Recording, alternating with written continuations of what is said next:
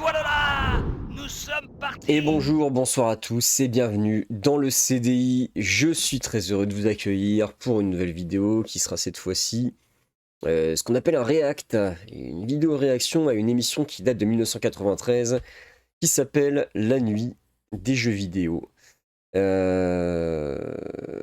Sur France 3 donc, présentée par ni plus ni moins que Jean-Michel Blottière. J'ai cru comprendre qu'il y avait un max de CDI dedans. D'où la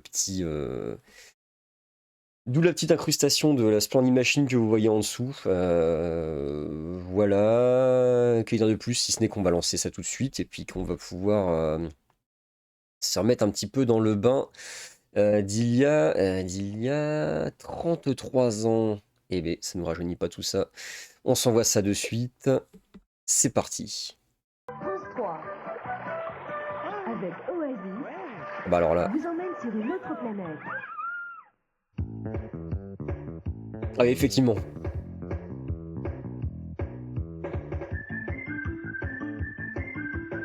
Ça me dit rien par contre. Delphine et Jean-Michel Blottière, donc je ne sais pas qui est Delphine.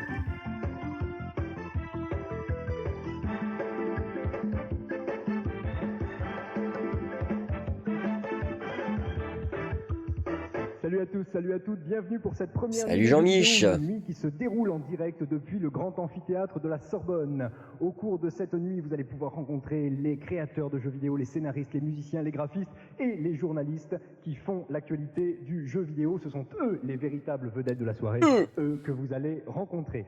Et puis, je voudrais remercier en particulier quelqu'un qui nous a fait l'honneur d'être là ce soir. C'est un honneur et c'est également une grande preuve d'amitié. Il s'agit de monsieur Pierre Tchernia que je vous demande d'applaudir. C'est pas vrai. Eh bien.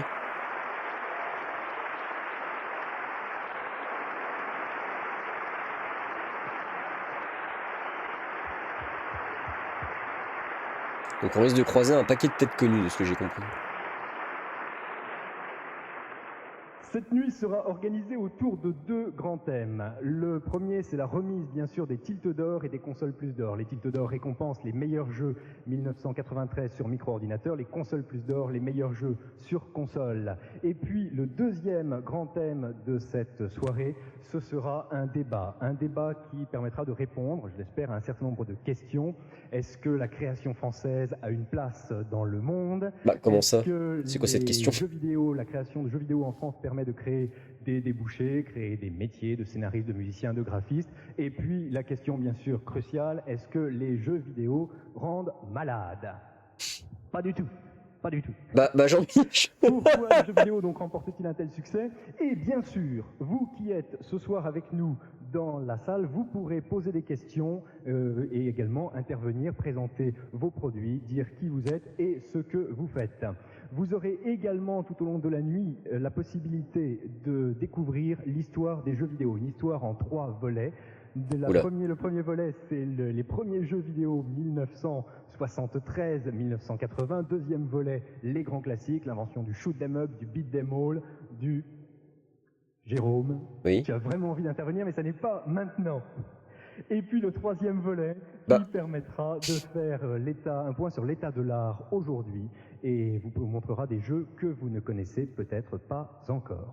Ça promet. Au cours de cette nuit des jeux vidéo, il y aura également un championnat qui va se dérouler sur le jeu Keter et qui oppose 8 candidats juniors et 8 candidats seniors. D'ailleurs, à ce propos, il semblerait qu'il y ait un certain nombre de candidats seniors qui ont été appelés tout à l'heure et qui se sont lâchement désistés, qui sont retournés s'asseoir et il serait bon qu'ils aillent à l'intérieur se qualifier, en tout cas s'ils veulent participer et gagner un téléviseur 16 neuvième et un CDI.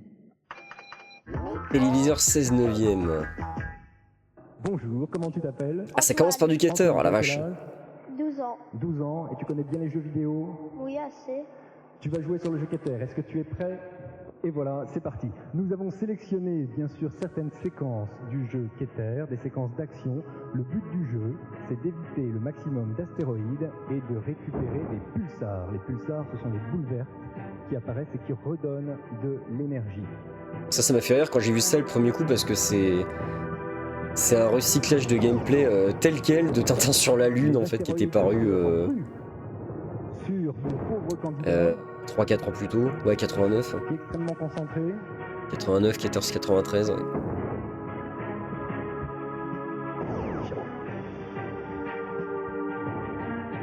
Et je sais pas, instinctivement, quand tu vois ça, tu te dis, bah en fait, on va tirer dans des météorites, là, on va les exploser pour pouvoir se frayer un chemin au travers. Mais non, en fait, c'est juste de l'esquive.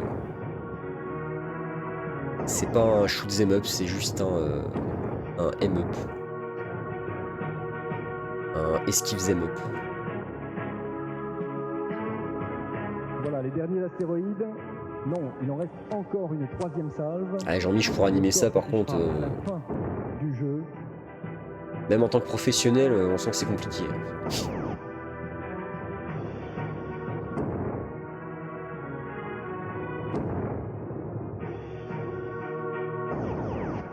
Mais ouais, fallait mettre quelque chose qui en met plein la vue, mais bon, faut quand même dire que les séquences les plus intéressantes de ce jeu sont surtout les puzzles.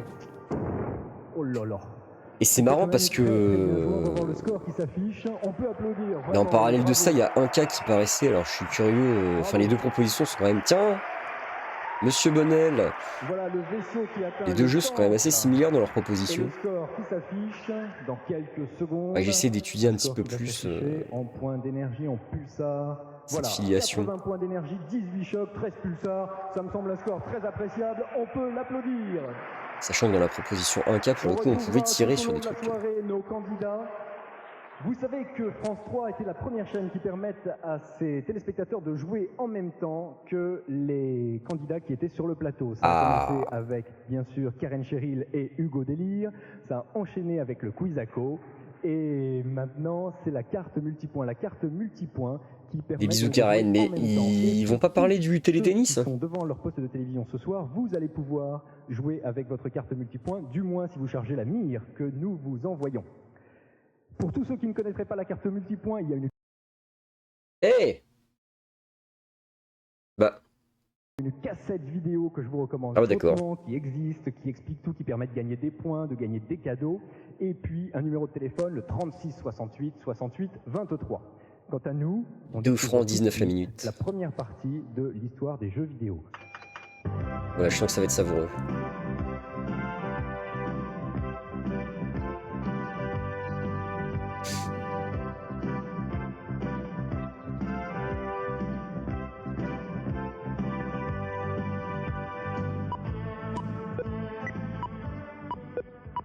Impossible d'expliquer l'homme sans les dinosaures, impossible d'écrire une histoire des jeux vidéo sans remonter à la préhistoire des jeux vidéo. Ce fut une ère de noir et blanc, comme au cinéma. Mais attends, mais j'ai laissé les Le sous-titres, petit moi, on s'en fout de ça. rectangle blanc avait la lourde responsabilité de symboliser tout un univers de jeux et d'exploits. L'inventeur des jeux vidéo s'appelle Nolan Bushnell. Pong fut son premier titre qu'il installa sans trop y croire dans le snack le plus proche de chez lui. 24 heures après, coup de Et comment ça, son téléphone, premier le jeu titre ne marchait plus. Ça part fort. Retour de la machine, diagnostic, il y avait tellement d'argent dedans que le système était bloqué. C'était parti, on était en 1972. Suivront tennis, football, pelote basque. Il fallait beaucoup d'imagination pour les distinguer les uns des autres, mais le public en redemandait. Atari, la firme créée par Nolan Bushnell, embaucha deux ingénieurs prometteurs, messieurs Jobs et Wozniak. Ceux-ci resteront dans l'histoire avec un grand H. Ils sont les inventeurs de Breakout. Il s'agissait, toujours avec la raquette rectangulaire héritée de Pong, de casser consciencieusement un mur de briques. Le jeu eut tellement de succès que Jobs et Wozniak purent s'établir à leur compte et créer une PME qu'ils appelèrent Apple. Du coup, sur l'Apple II de Jobs et Wozniak, de jeunes Américains se mirent à créer tous l'Apple II. Decathlon proposait déjà une représentation plus réaliste du sport et permit accessoirement à une autre petite PME d'accéder à une certaine notoriété sous le nom de Microsoft. Cela dit, la vague des jeux vidéo ne commença réellement à déferler qu'avec la conquête des étoiles. Space Invaders envahit les cafés européens vers 1978.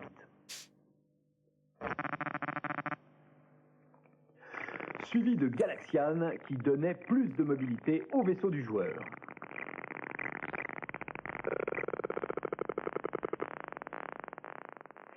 Defender était encore plus compliqué. La scène présente à l'écran n'est qu'un détail d'un monde plus grand, dont la carte complète est particulièrement lisible, elle est en haut de l'écran en bandeau, permet à coup sûr de se repérer. Enfin, c'est ce qu'écrivent les journalistes spécialisés à l'époque. Passons sur Astéroïde qui demandait aux joueurs de pulvériser des astres rocheux. J'allais dire, je suis étonné qu'ils s'attardent sur, en 1000 morceaux et retrouvons sur autant de titres, mais finalement, c'est vrai qu'on est en 93, donc l'histoire du jeu vidéo, elle n'est pas aussi longue à raconter que celle d'aujourd'hui. Dimension révolutionnaire.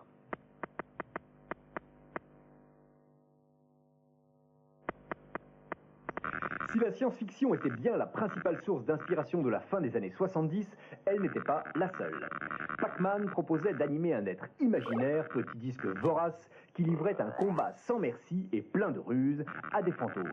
Le succès fut énorme. En France, un livre de plus de 100 pages d'astuces voyait le jour. Les Américains, eux, créaient le Pac-Man Memorial Day pour célébrer correctement leur héros national. 100 pages d'astuces. Il a pas filé le nom du bouquin? Des créatures étranges comme Faut que je note Pac-Man ça. aux vrais animaux, il n'y avait qu'un pas, il fut vite franchi. Pingo mettait en scène un pingouin, roi de la glissade de blocs de glace, pour se jouer de ses ennemis.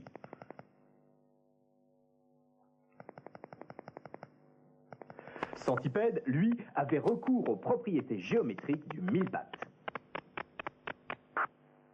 Aïe aïe aïe. Je déteste ce jeu.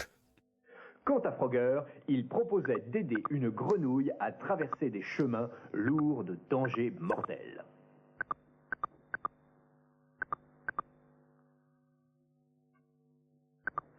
Et soudain, patatrac, Mario fut. Il commença petit, second rôle d'un jeu nommé Donkey Kong, dans lequel un singe lui lançait des projectiles, et il faillit bien ne pas survivre au procès qu'une grande firme de cinéma fit à l'inventeur du jeu, une société du nom de Nintendo, qui, jusqu'alors, fabriquait des cartes à jouer. Nintendo gagna le procès. Ouais, Vous connaissez la suite. putain, la gueule du raccourci. Patatrac, il a dit. Les jeux de plateforme étaient nés, ils devinrent un genre à part entière avec un premier classique sur micro-ordinateur. Bah, non, mon gars. Mais... Ah oui, d'accord. Putain, en termes d'approximation, on est bien. Jean-Mich, t'étais là depuis le début en plus. Était terminé, du noir et blanc on était passé à la couleur, des salles d'arcade à la console et au micro-ordinateur, simulations sportives, combats spatiaux, animaux transformés en héros, jeux de plateforme, tout était inventé. Les années 80 pouvaient commencer. Voilà, on retrouvera donc l'histoire des jeux vidéo tout à l'heure avec des titres comme Karateka, comme Golden Axe, Sky Fox, sans oublier bien sûr Mario et Sonic et Zelda.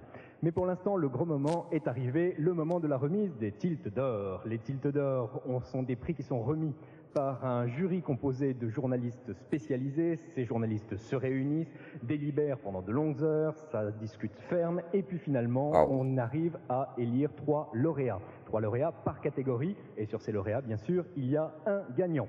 Nous allons donc maintenant décerner ces prix, mais vous qui possédez une carte multipoint, vous allez pouvoir... Est-ce qu'on était déjà sur une gigantesque farce? Vous allez pouvoir parier sur les titres que nous allons vous présenter. Nous vous montrons donc 3 titres à chaque fois, numéro 1, numéro 2, numéro 3. Vous appuyez très vite sur le 1, le 2 ou le 3 de votre carte multipoint, puis sur la touche ENT. La manip est toute simple, vous la connaissez bien, mais il faut aller très vite, puisque vous n'aurez que 10 secondes pour répondre. Et maintenant, j'appelle Delphine. Delphine, que je vous demande d'applaudir. Ouais, Delphine, ouais. Elle est là. Bonsoir. Je vois pas qui c'est. Delphine, que tous les aficionados de MicroKids connaissent bien, puisque nous présentons tous les dimanches matins MicroKids à 9h10, c'est sur France 3. Mais à culpa. Dans la catégorie C'est le meilleur fiasco. jeu d'aventure, 3 titres ont été nominés par le jury. Day of the Tentacle de LucasArts, Freddy Farkas de Sierra, Simon the Sorcerer de Adventure Soft. Bon, bah là, et le gagnant. oui, ça aurait été dommage. Day of the Tentacle de LucasArts sur PC et PC CD-ROM. Graphisme incroyable, animation à la Tex Avery, scénario et dialogue hilarant. N'ayons pas peur des mots, Day of the Tentacle sur PC de LucasArts est à ce jour le meilleur jeu d'aventure jamais réalisé. Et le voilà qui revient aujourd'hui dans une version CD-ROM encore plus époustouflante. Ils ont même pas mis un petit Goblins dans les nominés là. 92, L'équipe de LucasArts n'a pas il y lésiné avait le sur 2 les qui était moyens sorti. et a carrément demandé à des professionnels américains du doublage de dessins animés de prêter leur voix aux héros de ce jeu d'aventure délirant. Cette fois, les personnages Il y avait Bargon parlent Attack pendant toute la aussi. durée du jeu et on se croirait vraiment devant un dessin animé. Pour vous donner une idée du joyeux délire humoristique qui règne sur le jeu, sachez que vous devrez empêcher une ignoble tentacule mutante de devenir le maître du monde en dirigeant 3 adolescents boutonneux à travers 3 époques différentes, le passé, le présent et le futur, et que les 3 gamins peuvent s'échanger des objets en les plaçant dans des cuvettes de WC transformées par un savant fou en machine à voyager dans le temps. Rien que ça.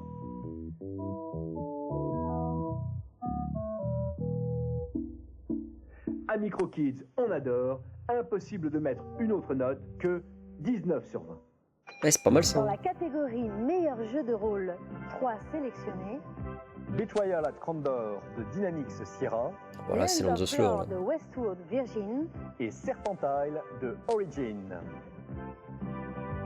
Et le gagnant est Serpentile Alors ça. de Origin sur PC.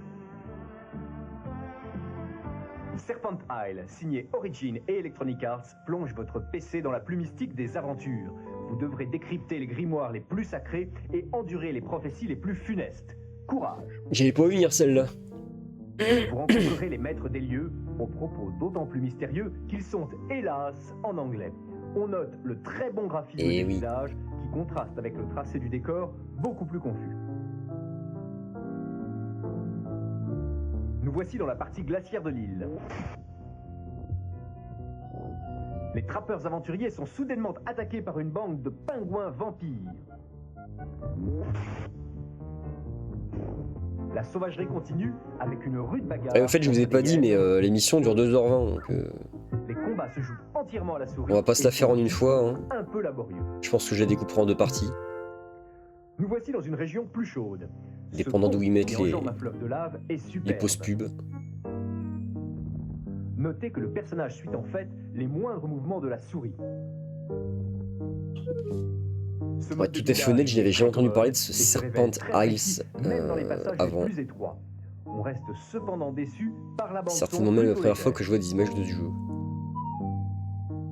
Sauf vers la fin du jeu, que nous vous montrons en exclusivité. Ah, ça spoil. Serpentile a encore beaucoup de secrets à vous dévoiler, une œuvre maîtresse, malgré quelques faiblesses techniques, que nous notons 16 sur 20. Catégorie meilleure animation, 3 titres. Alone in the Dark 2 de Infogrames Flashback de Delphine. et Ah, les beaux titres. Shadowcaster de Origin. Alone 2, And the winner is The Winner. Alone in the Dark 2 de Infogrames sur PC. un des plus beaux jeux de Noël sur PC sort demain. Il s'agit de Alone in the Dark 2. Hubert, tu es scénariste de Alone in the Dark 2. Ah, mais ils ont fait venir Qu'est-ce qui se passe au début du jeu. Au début du jeu, on incarne un Hubert policier Chardot, privé cette qui s'appelle affaire. Mark Carnby et qui doit sauver Il avait moins de barbe à un policier qui l'époque. est kidnappé par un gang de bootleggers dans une maison maudite qui s'appelle Hell's Kitchen en Californie. On est en 1924. Oui.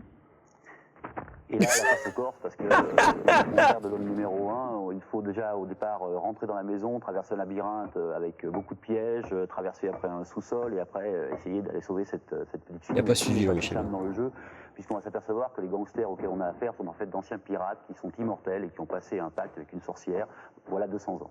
Le jeu est plus complexe, plus long que la première version. Oh oui, beaucoup plus long. On pense là à peu près tripler ou quadrupler le temps de jeu par rapport à Alone 1. Franck, tu as 23 ans, tu es chef de projet chez Infogrames. Qu'est-ce que c'est qu'un chef de projet? Un chef de projet, c'est disons le programmeur principal sur le projet, plus celui qui coordonne toute l'équipe technique du jeu et qui fait aussi la coordination. Qui a avec les récupéré le autres bébé composants après de le l'équipe, départ de Reynald. c'est-à-dire Donc, l'équipe graphique, l'équipe qui s'occupe des sons. Comment est-ce que tu es devenu chef de projet?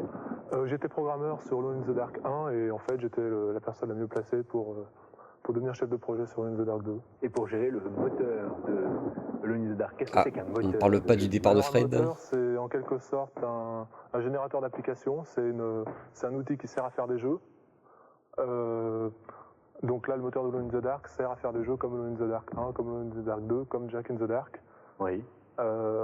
Donc ça ira à faire des jeux en 3D temps réel, dans des décors en 2D. Hubert, il y a des passages particulièrement difficiles dans Alone in the Dark 2. Quelques-uns, oui. Surtout dans la maison, je pense que d'abord, quand on arrive au sous-sol, on a intérêt à se déguiser en Père Noël si on veut monter la cuisine, ça c'est pour les joueurs. Et en haut dans le grenier, on rencontre un personnage assez déconcertant qui s'appelle Bubble Blade, qui saute tout le temps pour se battre et il faut, si on veut l'éliminer, tirer quand il est sur ses deux jambes et non pas sur les deux mains. Hubert Chardot qui est donc derrière Shadow of the Comet. On rencontre donc le chef des Et Bootleggers, Prisoner of qui s'appelle Ice chez Infogrames Jack, aussi. qui est un ancien pirate borgne. Il a une, Et qui est assez passionnant à écouter. Hein. En plus, il a vraiment une bonne mémoire, il est pas avant en anecdote. Le monsieur très souple, il y a De Witt, un type. J'ai hâte de pouvoir reprendre les streams pour pouvoir le faire venir dans le CDI. Enfin, faut quand même laisser un petit peu de surprise aux joueurs. Le jeu sort sur PC, il est prévu sur d'autres machines. Ben, si tout se passe bien, on devrait avoir dans la foulée le CDI et le CD-ROM et aussi le CDI qui sera prévu avant la fin de l'année prochaine. Et du côté des consoles, est-ce qu'il est prévu quelque chose? C'est en cours de recherche, en cours d'étude. Oui. Maintenant, certains problèmes se posent parce qu'il y a une grande différence entre un PC et une console. Le PC est beaucoup plus puissant. Le PC est plus puissant, d'un autre côté, la console a d'autres avantages. Donc à nous d'utiliser ces avantages pour essayer de faire tourner le jeu dessus. Il faut quel type de PC au minimum pour jouer sur un jeu? Il faut un 386 DX avec 2 mégas de mémoire. Qu'est-ce qui fait un bon scénariste de jeu vidéo? Il passe du coq à l'âne. Vidéo doit écrire vite et c'est surtout avoir pas mal d'idées, au contraire d'un roman ou d'un film, de scénario de film où on creuse un petit peu un sillon. Le métier de scénariste pour jeu interactif, c'est un petit peu comme dans les westerns de Pony Express, vous savez, où on passe d'un cheval à un autre, et il faut aller jusqu'au prochain relais pour pouvoir avoir une nouvelle monture. Franck, d'autres projets? Je suis pas sûr de l'image, je pas capté en tout cas. Sûrement même. Hubert. Alone in the Dark 3 aussi, on a commencé, je pense qu'on va faire un western, et puis une suite à Shadow of the Comet, qui s'appellera Prisoner of Ice. Ah bon? Ça sera dans les années 36-37. Et ça annonce direct là. Il sortira que 2 ans plus tard du coup. Action, le jury a retenu 3 titres, Comanche de Nova Logic, Privateer de Origin et X-Wing de LucasArts. et le gagnant est Comanche de Nova Logic sur PC.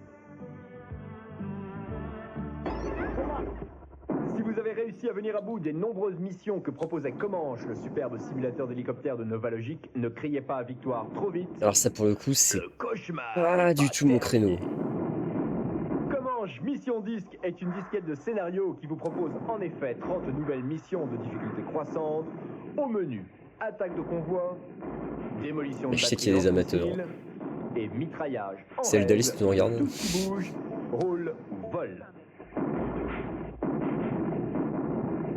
Les décors sont toujours aussi impressionnants et vous pourrez découvrir de nouveaux paysages tels que cette superbe banquise sur laquelle vous mettrez un terme aux agissements d'odieux trafiquants responsables du massacre de malheureux pingouins. Cette fois encore, on est plus près de l'arcade que d'une véritable simulation, mais Comanche vous offre l'occasion unique de rejouer Apocalypse Now dans votre chambre. Attention, vous aurez besoin de Comanche pour utiliser cette disquette de mission et mieux vaut disposer d'un PC puissant. Un datadisque qui redonne du souffle nouveau à l'original et qui mérite bien 17 sur 20. Je voulais annoncer en tout début de soirée, nous allons retrouver au cours de cette nuit des jeux vidéo un certain nombre d'intervenants. Le premier d'entre eux, c'est Michel Simès, qui est médecin. Michel Simès? Mais non. À la France Info et sur France 2. Mais pourquoi faire? Ah oui d'accord, oui bah évidemment. Il y a plusieurs types de crises, il y a celle qui se déclenche au bout de quelques minutes. Et ça c'est une crise d'épilepsie qui est très bien connue par les médecins, qui est la crise liée à une sensibilité aux stimulations lumineuses. Mais on ne la déclenche pas forcément uniquement avec un jeu vidéo. C'est une épilepsie qui se déclenche, par exemple, si vous roulez sur une route de Provence bordée de platanes, l'alternance ombre et lumière peut déclencher des crises d'épilepsie. Ça, on appelle une photosensibilité particulière. Il y a un autre type d'épilepsie qui est la sensibilité, ce qu'on appelle les patterns. Ce sont des figures géométriques un peu particulières qu'il y a dans certains jeux vidéo. Et effectivement, ces enfants sont plus sensibles et peuvent déclencher des crises. Mais encore une fois, ce sont des enfants qui ont eu des antécédents. Ils n'étaient pas tous épileptiques, mais auraient de toute façon déclenché une crise d'épilepsie à un autre moment. J'ai déjà entendu cet argumentaire. Comme, bah pourquoi tu fais ça? Il faut éviter l'excès.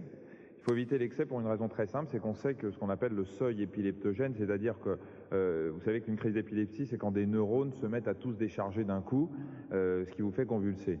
Alors chez certaines personnes, ce seuil de déclenchement de la crise est plus bas que chez d'autres, de façon génétique. On sait qu'il y a un certain nombre de facteurs qui favorisent la survenue des crises, c'est notamment la fatigue. Et tous les médecins, tous les pédiatres ont averti, en ce qui concerne les jeux vidéo, il ne faut pas jouer pendant plusieurs heures de suite, il faut s'arrêter en moyenne toutes les demi-heures, se reposer un petit peu, parce que c'est quand même une excitation du cerveau, qu'on le veuille ou non, ces jeux. Et ça, chez les enfants qui ont un seuil épileptogène un petit peu bas, ça peut être dangereux. La deuxième précaution, c'est de ne pas trop se mettre trop près de l'écran.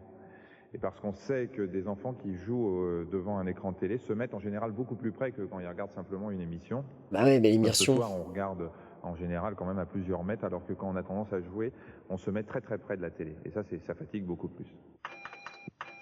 Ouais, c'est bon, c'était pas long. Eux-mêmes choisissent leur loisir, leur distraction. Ils ont un sens critique. On l'a entendu ce soir. Hein, ils sont capables de dire quand un jeu est complètement débile, comme quand une émission de télévision ne les intéresse pas. Et par contre, les parents sont très anxieux, ils se demandent si c'est une bonne chose ou pas que leurs enfants passent autant de temps devant ces jeux. Alors, je crois que ce qu'on peut dire, c'est que ce qui est bien, ce qui est intéressant dans ces cas-là pour les parents, c'est d'en parler avec leurs enfants, de discuter, de jouer aussi avec eux. Il y a des familles où on joue en famille. Ça, c'est plutôt une bonne chose. Ça permet de dramatiser un petit peu les jeux, puis de s'amuser au passage, ce qui est pas plus mal. Est-ce que vous pensez qu'ils peuvent représenter une passerelle entre les parents et les enfants ? Oui, ça peut être un petit peu comme avant le train électrique entre les enfants et les parents. Ce qui est dommage, c'est que les jeux présentent des images des filles qui sont toujours assez classiques, assez passives. Donc c'est vrai que ça attire pas tellement les filles. Mais pour les garçons, ça peut être un bon jeu pour partager avec leur père. Dans la catégorie meilleur jeu d'action, 3 sélectionnés, Alien Breed 2 de Team 17 Ouais. Cannon Fodder de Sensible Software Virgin, et Syndicate de Electronic Arts. et le gagnant est Alien Breed 2 de Team 17 sur Amiga 1200. Ah la vache. Alien Breed 2 de Team 17 sur Amiga 1200. Les amateurs est sans apprécieront. conteste un des jeux les plus excitants de l'année. Amiga Tout le charme Rules, réside c'est ça qu'on dans le dit? fait qu'il est possible d'y jouer à deux simultanément.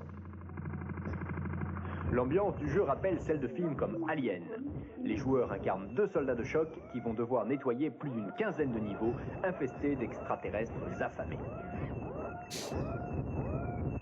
Les aliens surgissent souvent de partout et vous ressentirez bien vite la panique vous envahir, surtout lorsque votre coéquipier s'enfuit du mauvais côté ou tarde trop à vous porter secours.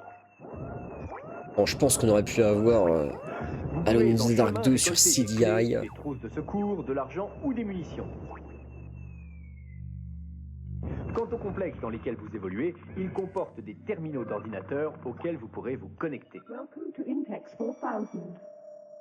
Vous pourrez alors avoir accès à un réseau qui vous permettra d'acheter des armes plus puissantes, des munitions ou obtenir un plan du niveau dans lequel vous vous trouvez.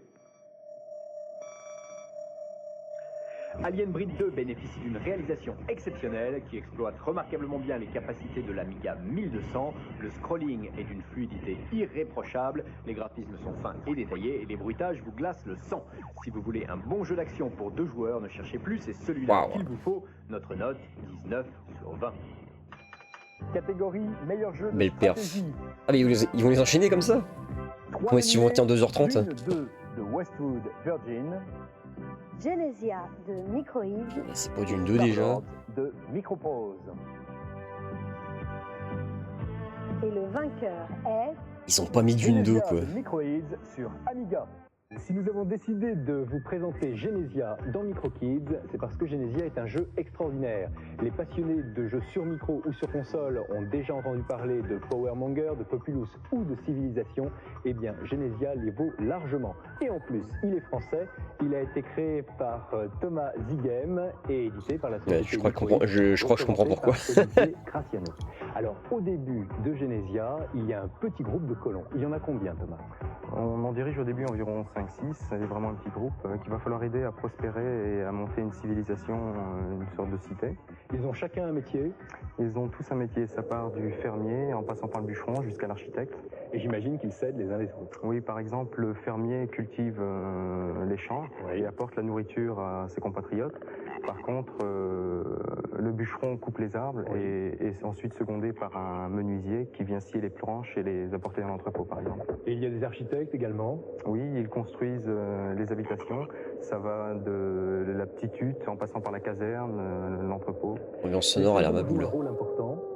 Oui, c'est exact, il y en a 4 comme dans la réalité. Il neige, il pleut. Par exemple, lors de la fonte des neiges ou lorsque la pluie tombe, la nappe phréatique est alimentée par cette fonte.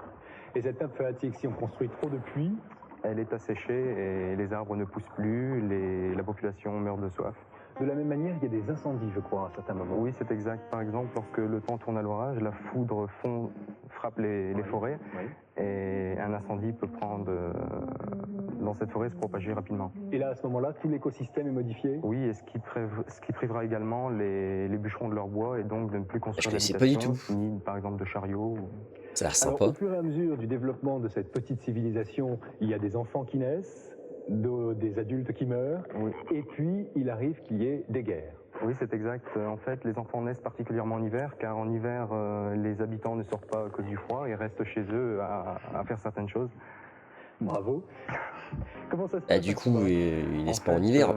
Il y a plusieurs types de combats. Il y a les combats au corps à corps, à armes de jet, lorsqu'on l'a inventé. L'arme de jet, ça va de la fronde au canon. Et puis il y a des armes plus sophistiquées qu'on découvre. Ou alors l'hiver dure 9 mois. En passant par le bateau, transport de troupes. Alors comment ça se passe? Comment est-ce qu'on devient créateur d'un jeu? Parce que c'est ton premier jeu. Oui. En fait, au début, il faut être réellement passionné. Et c'est ce que j'ai fait, presque sans m'en rendre compte, je dirais. Je me suis mis à acheter un Amiga et à programmer. Oui. Tu avais un métier à l'époque? Oui, j'étais vendeur en micro-informatique. Oui. Et j'ai dû tout abandonner. Genesia me prenait beaucoup trop de temps. C'est quand même un sacré pari de tout abandonner comme ça. Oui, surtout étant moi-même soutien de famille, ça a été difficile. Et ce n'était pas mon seul destin que je mettais en cause. Et il a fallu l'avis de ma femme qui m'a d'ailleurs soutenu moralement. Et comment ça s'est passé ensuite? Donc ensuite, j'ai le deuxième, il sert à quoi? Il va parler? de Genesia à différents éditeurs qui n'ont pas répondu malheureusement, c'est assez difficile. Mais je n'ai pas abandonné, j'ai persévéré, j'ai envoyé une démonstration également à certaines revues françaises, dont Tilt, qui a su retenir Genesia. Et je remercie d'ailleurs Guillaume Le Pennec qui m'a fait un article coup de pouce. Olivier, c'est là où tu as découvert? Oui, Genesia complètement. Ah. Donc, je lisais Tilt, les previews. Je vois une avant-première qui me paraissait intéressante et donc j'ai appelé Guillaume Le Pennec qui m'a mis en contact avec Thomas Zigam, donc un grand coup de chapeau à Guillaume parce qu'il a eu le nez là-dessus, quoi. Et ensuite, qu'est-ce que Microïd a apporté à un programmeur qui était indépendant, qui avait déjà créé son jeu? Alors on a apporté à Thomas une certaine sécurité, un encadrement, parce que Genesia au départ était vraiment bourré de très bonnes idées, mais après le problème c'est qu'il faut parfois mettre des garde-fous, il faut aussi un petit peu peaufiner ces bonnes idées, les arranger, etc. Il y a on a redesigné le jeu complètement ensemble avec Thomas, et en plus on a apporté un savoir-faire de 8 ans d'expérience. Le jeu est sorti sur PC et sur Amiga, et je crois qu'il y a une bonne nouvelle pour les possesseurs d'Atari. d'Atari. Le succès que Genesia connaît sur PC et Amiga, on s'est dit que je pense que les possesseurs d'Atari seraient contents d'avoir aussi une version, et donc il est complètement envisageable de faire une version sur Atari, ainsi qu'une version sur CD-ROM. Dans la catégorie meilleur jeu de sport, Le Microïds d'antan. 3 titres ont été retenus par le jury. Goal de Virgin, Jordan in Flight, Jordan in Flight. Electronic Arts et OM Super Football de Océan. Et le gagnant est Jordan in Flight. Ouais, je connais pas non plus, hein. C'est cool on découvre des trucs. Wow. Attention, chef-d'œuvre. Vous avez devant les yeux la dernière simulation de basket d'Electronic Arts sur PC, Jordan in Flight, tout entière consacrée au dieu Michael Jordan. Cet affichage en perspective au ras du terrain est unique. Les changements d'angle de vue se font à une vitesse époustouflante. Ouais, bonjour le vomito. Quant au bruitage de la balle, on reste baba. Une voix commente même les détails de l'action. Et quand vous faites marquer Michael Jordan, il vient vous féliciter en personne. C'est somptueux. Wow. Le jeu est aussi Ah ouais. tactique. Vous choisissez les partenaires qui sauront faire marquer le sublissime Jordan. Nous vous conseillons quand même d'utiliser un PC bien rapide, équipé bien sûr d'une carte sonore, pour pouvoir goûter tous les exploits techniques de cette incroyable simulation. On attend avec impatience d'autres simulations de sport utilisant ce prodigieux moteur d'affichage en perspective. C'est superbe, fabuleux à jouer, et ça vaut 19 sur 20. Bravo. De quoi s'agit-il? Serge, vous restez. Alors je suis tout particulièrement contente que Jordan in Flight ait gagné puisque c'est un de mes jeux préférés. Merci à tout le monde. Bah. Merci Karine.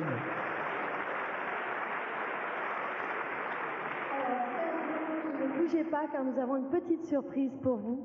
Et pour vous la remettre, j'appelle Jean-Louis English, directeur de France 3 Alsace. Est-ce que Jean-Louis English, le directeur de France 3 Alsace, est avec nous ce soir? Il devait c'était venir, pas mais intuitif le fait dans le qu'il y a nom. beaucoup de verglas sur les routes entre Strasbourg et Paris. C'est terrible. Et Jean-Louis English semble bien ne pas être là ce soir. Alors, mon pauvre Serge, en fait, vous restez, Serge, vous restez. En fait, vous n'avez pas trop de chance ce soir, parce que non seulement Jean-Louis English n'est pas là, mais en plus, on devait vous remettre un diplôme, un coup de cœur de la nuit des jeux vidéo, le diplôme du sportif le plus sympa. Et le diplôme n'était pas là tout à l'heure, mais si, il est là, il arrive, et c'est Karine qui va, non, c'est une de nos hôtesses, qui va vous le remettre. Mais non, c'est pas celui-là du tout, ils se sont trompés. Oh, le fiasco. C'est quelqu'un qui n'était pas arrivé.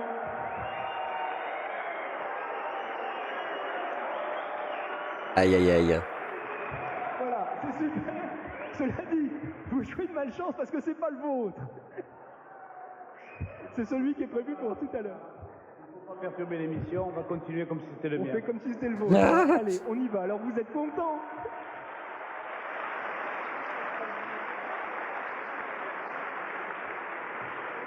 Serge, quand même, vous n'allez pas partir comme ça. Oui, il faut parler dans le micro, il faut dire que vous aimez les jeux vidéo. Mais oui, j'aime les jeux vidéo, c'est vrai. Vous savez... Et puis vous jouez avec vos enfants. Non, mais le grand problème, c'est que moi, j'ai été élevé un petit peu dans la rue, vous savez, avec les ballons, avec les vélos, à faire du mal aux voisins, on était heureux. Et puis maintenant, il y a une évolution. Il y a les jeux vidéo. J'ai 2 enfants, et puis je me suis amusé à répertorier un petit peu les jeux que j'avais pu leur offrir, et que j'ai pu m'offrir par la même occasion. C'est au nombre de 88 avec plusieurs consoles confondues. Donc je souhaite une longue vie aux jeux vidéo et j'espère revenir l'année prochaine. Je vous remercie. Eh bien merci. Et puis un dernier mot quand même, un dernier mot pour dire, parce qu'on va quand même en profiter, vous avez quand même participé de très près à la création d'un jeu. Comment? Vous avez participé de très près à la création d'un jeu. Oui, avec mes amis de chez Lady Games. Et il y a un jeu sur le rugby qui vient de sortir il y a une semaine. J'espère que ce jeu fera apprécier et découvrir le rugby à tous les jeunes et ou même à ceux qui ne peuvent plus le pratiquer. Je crois qu'il a le mérite d'être le premier et qu'il aura vraiment la possibilité de pouvoir apprendre beaucoup de choses à beaucoup de jeunes. Ah bah alors ça... C'est marrant, le mec est tellement sympa que ça me donne envie d'essayer. Catégorie meilleur jeu CD. Le jury a retenu Rebel Assault de LucasArts. Alors Rebel Assault, dont le 2 devait être porté sur CDI. C'est comme Seven's Guest l'a été d'ailleurs. C'est Seven's Guest ça, justement. Seven's Guest de Trilobyte Virgin sur PC CD-ROM. Cela fait plus de 2 ans qu'on attendait le mythique Guest de Virgin pour PC.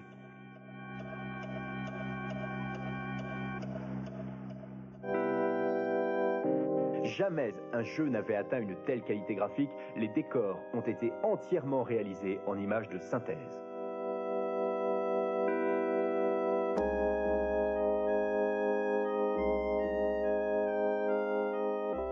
Cela représente plusieurs dizaines de mégas de données que seuls les PC équipés d'un CD-ROM pourront stocker. ou les CDI. Certaines scènes ont d'abord été filmées avec de véritables acteurs avant d'être digitalisées et insérées au milieu des décors. Le 2 ans plus tard, du est coup. d'autant plus fascinant que l'aventure a pour cadre une vieille et inquiétante bâtisse dont les sombres couloirs abritent de terrifiants fantômes qui ne demandent qu'à s'occuper des visiteurs imprudents.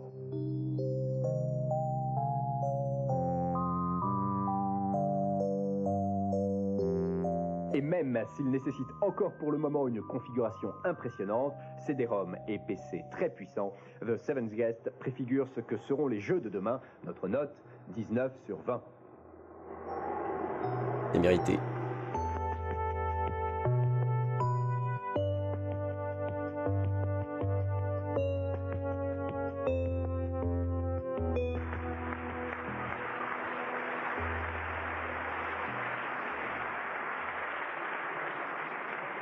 Avant de remettre les 2 derniers tildes d'or, un extrait de notre colloque. Il remet tout au début. Dans les ordinateurs que les Français possèdent, sachant qu'il y a à peu près 1 foyer sur 10 en France aujourd'hui qui possède un ordinateur, l'usage principal, c'est les jeux. C'est-à-dire que 60% de ces micro-ordinateurs sont utilisés pour des jeux. Ensuite, l'usage qui vient après l'usage des jeux, c'est l'usage autour de la bureautique, c'est-à-dire l'utilisation classique qu'en font les gens dans les entreprises. Enfin, l'éducation qui est quelque chose d'extrêmement important, est-ce que les micro-ordinateurs permettent. Et puis enfin, c'est tout ce qui a trait à la musique et à la vidéo. Pourquoi? Parce qu'aujourd'hui, un micro-ordinateur, c'est pas simplement une plateforme qui vous permet de jouer, c'est une plateforme qui vous permet de faire beaucoup d'autres choses. Et tout l'enjeu de cette micro-informatique de loisirs, c'est que justement elle apporte beaucoup plus et que en fonction des besoins de chaque famille, en fonction des besoins de chaque foyer, vous puissiez adapter, grâce aux nombreux logiciels qui sont en développement en ce moment, vous puissiez adapter en fonction de ce que vous avez envie de faire.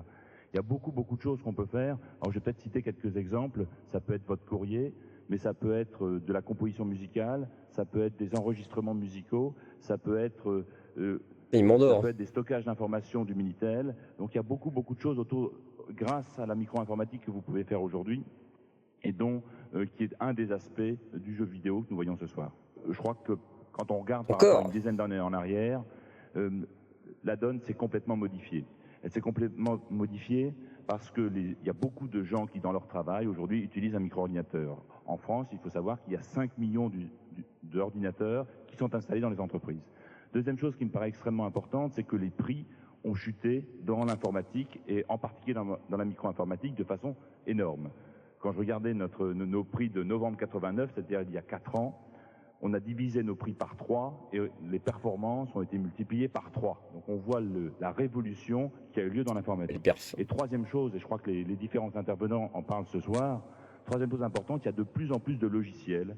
Des logiciels pour apprendre à lire, des logiciels pour apprendre l'anglais, des logiciels, des encyclopédies, des logiciels pour jouer, des logiciels pour tracer sa carte, pour aller d'un point à un autre. Donc il y a beaucoup de choses qui se passent autour de l'interactivité, autour de l'utilisation à la maison de l'informatique. Et je crois que c'est ce qui explique donc ce que font certains grands constructeurs, ce que nous avons décidé de faire, c'est-à-dire donc de faire des gammes qui soient non pas des gammes faites pour les entreprises, mais des gammes faites pour les particuliers, de façon à ce qu'ils les utilisent à la maison.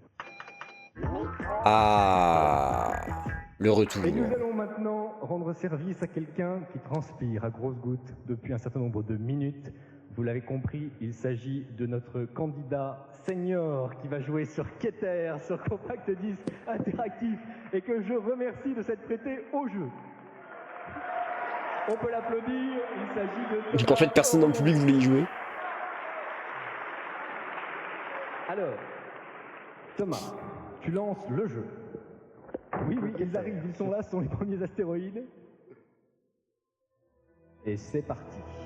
Ils vont faire que des phases de vaisseaux. Château numéro 2 de Keter. Pas mal. C'est vrai que c'est joli, mais... Pour l'instant, il s'en sort brillamment en évitant tous les vaisseaux, ou quasiment tous les vaisseaux ennemis qui sont devant lui. Et en récupérant surtout les boules d'énergie. C'est très important de récupérer les boules d'énergie. On reste concentré. C'est rapide, mine de rien. Oui. Bah non. Pas mal, attention, voilà une boule verte en haut, à gauche. Prends la manette, Jean-Michel. Une deuxième vague devrait apparaître. Oh là là. Non, l'objectif n'est pas de percuter tous les vaisseaux ennemis. Quel enfoiré. Mais au contraire de les éviter, de récupérer les boules vertes, de se faufiler dans les tunnels. Voilà, là ça va être à gauche. Très bien. Ah, une boule d'énergie. Super. Et une deuxième boule d'énergie. Mets-toi en bas, à droite, on vole là. Ça va être délicat le score là. Le vaisseau est très solide. Thomas Ormond aussi. Ses nerfs ne le trahiront pas. Il mènera cette partie jusqu'au bout.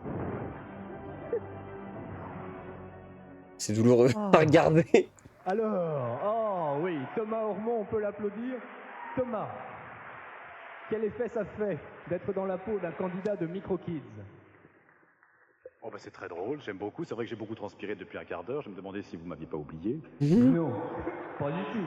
Oh, 80 points d'énergie, 21 chocs et 4 pulsars, c'est très très bien.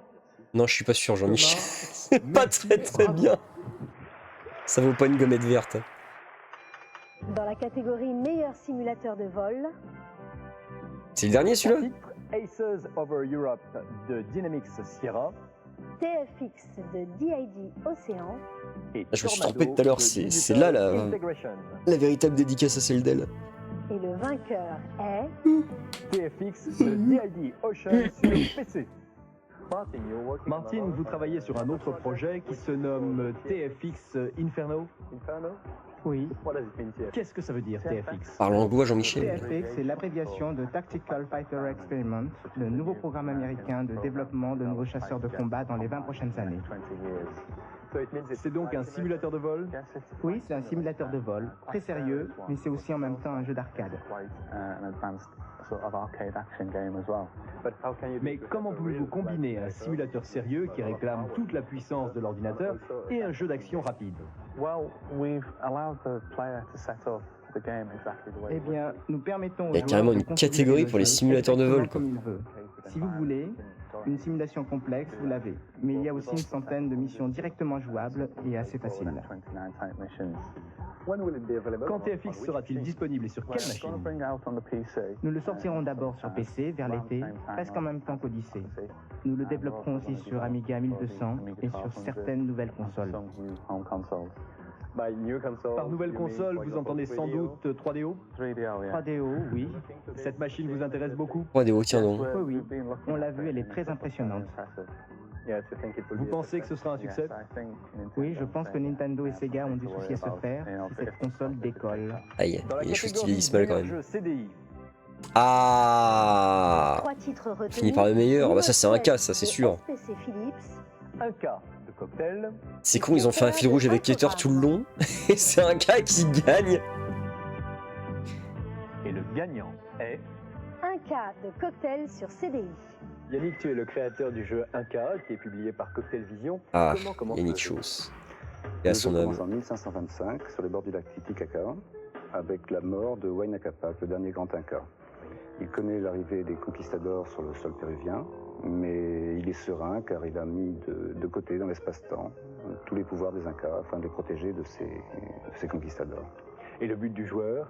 Et le but du joueur, c'est donc d'accomplir la prophétie, puisque Huayna Capac sait que quand même dans un particulier. siècle, c'est-à-dire de nos jours, un élu arriverait dans un disque iridescent afin d'entreprendre une grande quête, récupérer les différents pouvoirs des Incas et devenir le nouvel Inca. C'est un jeu d'aventure, donc j'imagine qu'il y a beaucoup d'énigmes à résoudre. Beaucoup d'énigmes, oui. Bon, entre autres, une des énigmes qui a lieu pour la récupération du premier pouvoir des Incas. Après toute une aventure très mouvementée dans une ville Inca, un véritable labyrinthe où Ah, il je me va souviens de ça. affronter les conquistadors en chair et en os, il se retrouve devant la Huaca, qui est en quechua sanctuaire, qui veut dire sanctuaire en quechua. D'ailleurs, ça fait partie de toutes les références historiques qu'il y a dans le produit. Et le début du jeu commence avec Huayna Capac qui parle réellement en quechua. C'est un véritable indien qui nous a fait les traductions. Oui, donc c'est très très fidèle à la réalité. Tout à fait, oui. Donc, ce premier pouvoir, il arrive devant ce waka où se trouvent les statues de Manco Capac et Mama Oclo.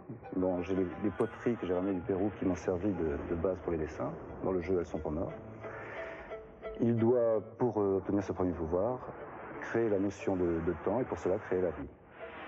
Et puis il y a des séquences d'action. Oui, également, beaucoup d'actions, étant donné que les conquistadors sont toujours présents. Ils ne pensent C'est cool qu'ils aient pu l'interviewer longuement comme ça. Entre autres lors du vaisseau spatial dont se sert Eldorado, qui est une transposition également du poteau sacrificiel des Incas, du Tumi. Donc des combats dans l'espace, des combats en survol de planètes, dans des canyons, dans des labyrinthes, dans la caravelle de Aguirre, qui est la symbolisation du chef des conquistadors. Mais c'est un peu étrange ce mélange de grandes traditions millénaires et puis des combats dans l'espace. Les Incas connaissaient l'espace? C'est une des théories, oui. On a pensé aux extraterrestres également. À la base de ça, ce sont des lignes de Nazca, qui sont des lignes qui s'étendent sur des kilomètres. Certaines lignes sont des dessins, d'autres ressemblent à des pistes d'atterrissage. Et donc on a parlé d'extraterrestres. Mais pourquoi pas des pouvoirs magiques des Incas. Qui leur aurait permis de se déplacer C'est la version PC, ça. Dans l'espace. Bon, ça fait partie des points de départ du scénario. D'autres mystères, c'est par exemple la construction des temples Incas, le déplacement et la taille de blocs de pierre de plus de 300 tonnes, qui sont toujours là d'ailleurs, qui ont résisté au temps.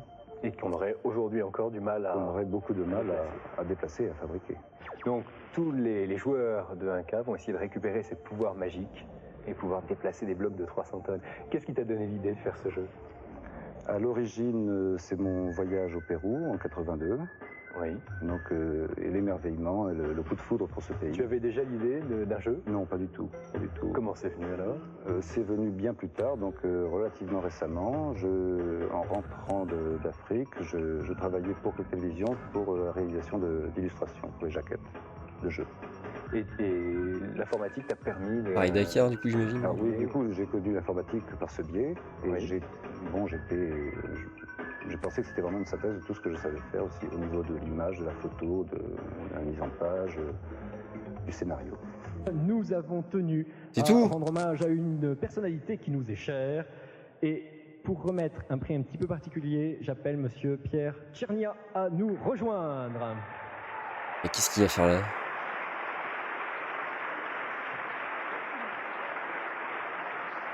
Bonsoir.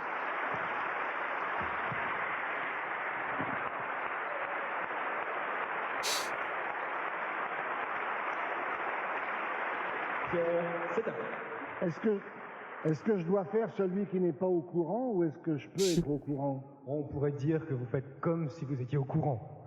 Ben voilà, je suis très heureux parce qu'on m'a demandé de venir dans une manifestation qui m'enchante à la Sorbonne. L'un de nos amis l'a dit, quand on a eu une scolarité un peu brinque-ballante, on est fier d'être à la Sorbonne et qu'on y parle d'une chose aussi neuve, aussi vivante, aussi dynamique, il n'y a qu'à regarder ce qui se passe, que les jeux vidéo. Les jeux vidéo, moi je les aime beaucoup. Enfin beaucoup. J'ai des petits-fils avec qui je joue et ils gagnent toujours. Alors il y a des moments où quand même je me sens un peu dépossédé. Voilà, je vais appeler quelqu'un qui est un ami pour qui j'ai autant d'amitié que d'estime. Et cet ami, il se trouve qu'il a créé avec un autre ami hélas disparu il y a plusieurs années déjà, en 1959, un héros. On parle de la création française.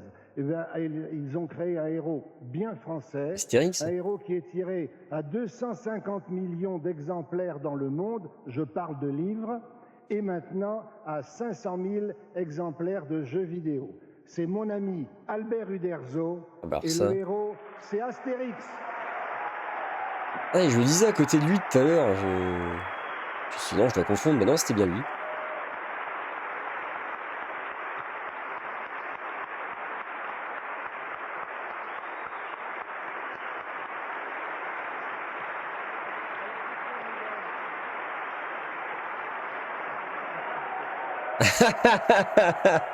Le fameux diplôme. Vous êtes merveilleux, vous jouez l'étonnement, comme si vous ne l'aviez jamais vu, ce tableau. Il fallait pas le dire. Je lui donnerai après. Quelques mots quand même du créateur. Oui, eh bien, pardon. Mesdames, Mesdemoiselles, Messieurs, je dois vous avouer une chose. Ma vie professionnelle est un long fleuve tranquille, bordé de paradoxes. Et ce soir, c'en est bien un. Vous savez d'abord, premier paradoxe épouvantable pour moi, c'est que Alors qu'avec René Goscinny, nous avons créé ces Gaulois et ces malheureux Romains. Alors il se trouve que mes ancêtres à moi sont romains. Vous voyez la difficulté. Premier paradoxe. Il y en a bien d'autres que je pourrais vous citer comme ça, mais je ne voudrais pas vous ennuyer trop longtemps. Et ce soir, paradoxe ô combien, c'est que mon personnage semblerait avoir un certain succès dans les jeux vidéo, et moi je ne sais pas du tout jouer aux jeux vidéo. J'ai un peu honte, ça restera entre nous, ça ne sortira pas d'ici. Ça, on peut lui faire confiance. Mais j'ai quand même un espoir, c'est que j'ai un petit-fils qui a 4 ans et demi, qui est encore un peu jeune pour ça, et j'attends après lui justement pour qu'il m'informe et qu'il me mette au courant. Donc d'ici quelques années, je pourrai vous dire que, enfin, je suis des vôtres. Merci en tout cas. Un grand merci à vous. Quel swag. La compo est dégueulasse par contre. Hein. Franchement les gars... Le gars du bout des doigts, c'est comme s'il allait le mettre à la poubelle. Et maintenant, nous passons tout de suite. Il n'y a même pas la version CD CD en plus. Des jeux vidéo. Étrangement. Oh la vache, segment 2, alors.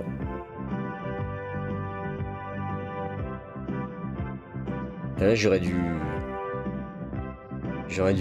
faire venir mon gars sur Guillaume Montagnon pour le segment histoire des jeux. Dans les années 80, on s'est dessiné à l'écran. On aurait dû faire pause toutes les 4 secondes. Qui ne ressemble plus à une mosaïque de rectangles, des graphismes hallucinants écrits déjà tilt. Dès qu'ils seront représentés à peu près correctement le corps humain, les créateurs de jeux vont penser à une première application, la baston. Karateka sur Apple II sera piraté, imité, amélioré. Jusqu'au Valenciennes, Alès, Laval, of Rage, sans oublier Karate Kid. Ah. Qui a enregistré quoi sur la cassette?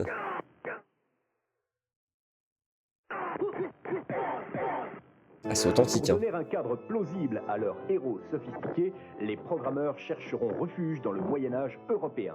Golden Axe est un bon exemple de ce type de jeu. Le principe est simple et roboratif, cogner sur tout ce qui remue à l'écran.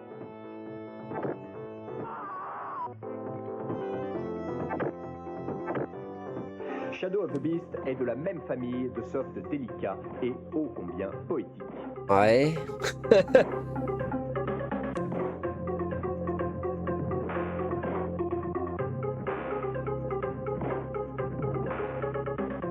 Quant au bon vieux principe du shoot 'em up, on l'améliore sans cesse comme dans Project X, un des meilleurs titres du genre. Alors, je m'y connais pas très bien en shmup, mais j'avoue, dans les classiques, c'est pas le premier que j'aurais cité. Surtout en 92, 93. Un peu plus élaboré. Il faut toujours se battre durement contre l'adversité, mais de plus en plus d'astuces est nécessaire. Dans Mission Impossible, qui date de 1984, sens de l'orientation, observation méthodique et esprit logique sont les conditions nécessaires à la survie. Faute de quoi, les seuls muscles et l'agitation frénétique du joystick vous conduisent vite à finir grillé par un robot.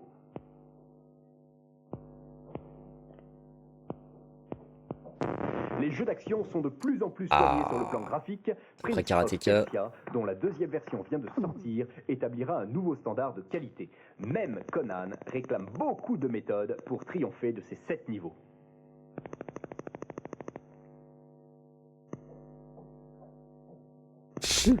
Toujours en 1984, le corps à corps ne suffit plus. Petit à petit, le combat devient stratégique. Avec Skyfox, les antiques micros du milieu des années 80 découvrent la stratégie multi-armes.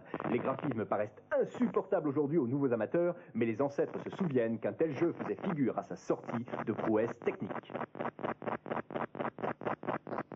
Les ancêtres. Les grands mots.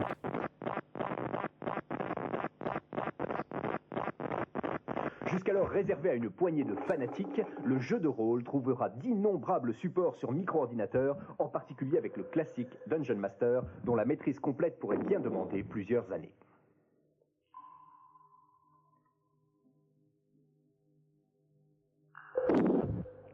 Mais c'est avec Mario et ses nombreux épisodes que le jeu vidéo trouvera son essor définitif.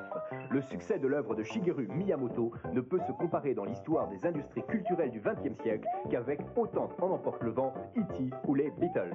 Des centaines de millions de cartouches vendues et une carrière qui n'en est peut-être qu'à son début. Comme beaucoup de chefs-d'œuvre, Mario est à la fois simple et compliqué. Simple d'aspect, pas de graphisme spectaculaire, pas de technique de programmation extraordinaire, mais suffisamment compliqué pour décourager la plupart des joueurs adultes et pour passionner des mois durant les centaines de millions de jeunes occidentaux et asiatiques qui s'y sont frottés. Il y a une magie Mario faite de multiples ingrédients subtilement dosés. La contribution de Shigeru Miyamoto ne se limite d'ailleurs pas à Mario. On lui doit aussi un autre classique, Zelda, presque aussi célèbre au Japon. Et pourquoi en parlant de classique, ils montrent Mario 2 quoi.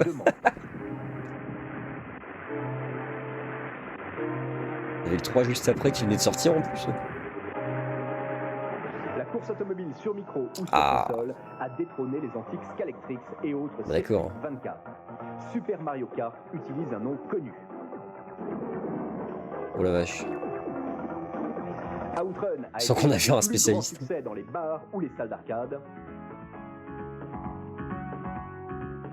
F-Zero, lui, a été un des premiers piliers de la console Super Nintendo. Ils vont montrer que des justesses.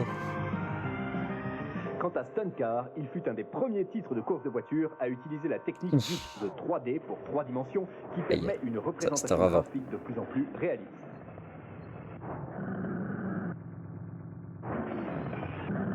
Et enfin, Super Monaco Grand Prix qui reste dans toutes les mémoires et qui fit vendre des quantités considérables de consoles Mega Drive. Dans sa version Master System aussi. Mais je l'ai découvert. Ah bah voilà, là en cause. Hérisson bleu qui permit à Sega de trouver la réplique au Mario de Nintendo. Une réalisation extrêmement nerveuse avec des prouesses de programmation. Non, c'est pas comme ça qu'on joue. Oh. Non, tu devrais pas aller par là. Dans les années 80, le sport continue à être un des chevaux de bataille de l'invasion des jeux vidéo. Olympic Gold, sorti pour les Jeux Olympiques de Barcelone, propose une dizaine d'épreuves d'athlétisme et de natation. Avec les années, on sollicite de plus en plus l'intellect des joueurs. Lemmings suppose beaucoup de logique pour triompher de ses pièges.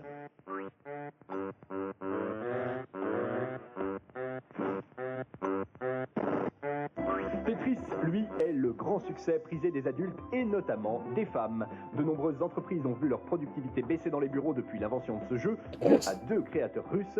Empiler des briques de formes variables qui dégringolent du haut de l'écran, telle est la nouvelle passion des dactylorock que chantait Eddie Mitchell. Les dactylorock? J'ai pas la ref. Le domaine couvert par les jeux s'élargit sans cesse. La simulation d'un avion dans Flight Simulator.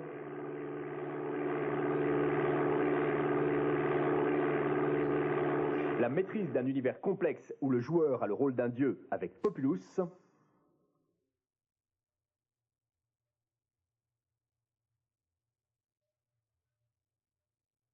La reconstitution de l'aventure des pionniers du rail avec Railroad Tycoon, écrit par Sid Meier, l'inventeur d'une demi-douzaine de jeux qui figurent parmi les meilleures ventes sur micro-ordinateur. À l'orée des années 90, la civilisation, les jeux vidéo non, sont devenus une industrie majeure, plus structurée, qui propose des centaines de titres très différents, bien loin des jeux simplistes de la décennie précédente.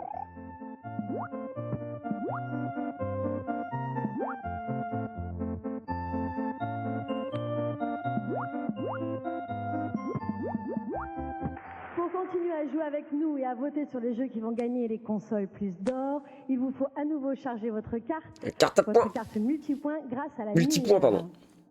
La fameuse mire, la mire diabolique. La mire diabolique qui ne va pas nous empêcher de suivre la première. Mais Michel, faut se calmer. Qui va se dérouler dans le château Keter. Ah. Le château numéro 3 de Keter. Et qui est aux commandes? Christophe. C'est Christophe, un candidat que j'ai déjà reçu dans MicroKids, qui a déjà gagné de nombreux cadeaux. Qu'est-ce que tu avais gagné? Un Mega CD, 3 jeux Super Nintendo et 3 jeux Mega CD. Pas mal. Hein? Pas mal. Il est resté 3 semaines de suite, c'est bien. Belle perf. On va voir quel score il va faire sur le jeu Keter sur compact disque interactif. Et c'est le château numéro 3. Alors attention, sera-t-il autant un PGM sur Keter? Et c'est parti. un champion qui se commande, mais c'est un des niveaux les plus difficiles, car non seulement il vous faut éviter tous les projectiles qui viennent contre vous, mais ceux-ci tirent sur vous. Ah. Et il ne faut surtout pas oublier de récupérer des points d'énergie, parce que sinon on ne peut pas terminer le niveau. Il y en a un qui s'approche. Ouais, bien. Ah oui, il se fait Canarman. Oula. Il faut faire attention parce que là, les points des boules d'énergie, les pulsars, généralement se déplacent sur l'écran. Quel talent. Ils partent de la gauche, vont vers la droite. C'est un peu plus challengeant. Inversement. Aïe aïe aïe. Bah. Oh là là. Je ne Là, sais c'est pas délicat. si Christophe va pouvoir terminer sain et sauf. Il a réussi. Le Alors score va ça. s'afficher. Il atteint un temple de ce jeu, puisque c'est un jeu très, très complexe, très long. Beaucoup d'étapes. Là, on vous montre quelques extraits seulement, des séquences d'action. Et le score est finalement de 20 points d'énergie, 12 Ouais, je refasse une chocs partie et 2 qui était- pulsars. On peut l'applaudir parce que le niveau est particulièrement difficile. Merci. Histoire de voir si je peux aller au bout. D'autres demi-finalistes tout à l'heure. Et puis, bien sûr, à la fin de cette émission, la finale qui permettra aux gagnants de remporter un téléviseur 16 neuvième et un CDI pour le premier, et puis un lecteur de un compact disque interactif pour le second. On enchaîne avec les consoles plus d'or. Les consoles plus d'or qui récompensent donc les meilleurs jeux sur console. Dans la catégorie aventure. Eh ben, vous savez quoi? On va s'arrêter ici. Et on se fera la deuxième partie dans une deuxième partie. Là, on a fait tous les tilts d'or. On a traversé l'histoire des jeux vidéo avec Jean-Michel Bletière. On verra ce qu'il nous réserve de beau dans les consoles plus d'or dans la deuxième partie de cette émission une prochaine fois. Et ben, merci de m'avoir suivi jusqu'ici et je vous dis à très vite pour la deuxième partie ou quoi qu'il en soit, de nouvelles aventures dans le CDI. Salut tout le monde!